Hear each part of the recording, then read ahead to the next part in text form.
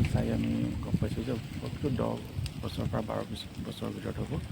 তো এতিয়া মাইকী আৰু যিটো আমাৰ স্কালত আমি ফ্ৰেকচাৰ পাইছোঁ, এই ফ্ৰেকচাৰটোৰ পৰা আমি অনুমান কৰিছোঁ এইটো কিবা ডাঙৰ এনিমেলৰ লগত তাৰ এনকাউণ্টাৰ হৈছে, আৰু সেইটো কাৰণে তাৰ মৃত্যুবৰণ কৰিছে। ক'ত আঘাত হৈছে আচলতে?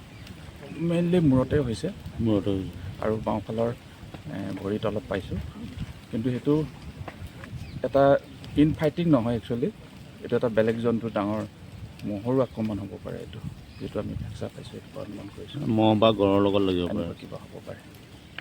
এইটো এটা যিহেতু ডাঙৰ ফ্ৰেকচাৰ, বাকী এইটো ইমিডিয়েটলি লগে লগে মৃত্যুবৰণ কৰিছে। আজি 3 দিন হৈছে অনুমান কৰিছোঁ। 3 দিনমান হৈছে।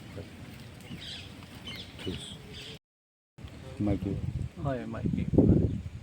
কি হৈছে, আমাৰ কি হৈ থকা তেওঁলোকেতো আমাৰ যিটো ফাৰ্ষ্ট যিটো ইনফৰ্মেশ্যন আহিছে, তেখেতে কৈছে যে মোক কৈছে আৰু ষ্টাফে যে ছাৰ মূৰটো অলপ ফটা যেন লাগিছে, তাৰ পৰা মানে ফুটা তেজ তেওঁলোকে দেখিছে।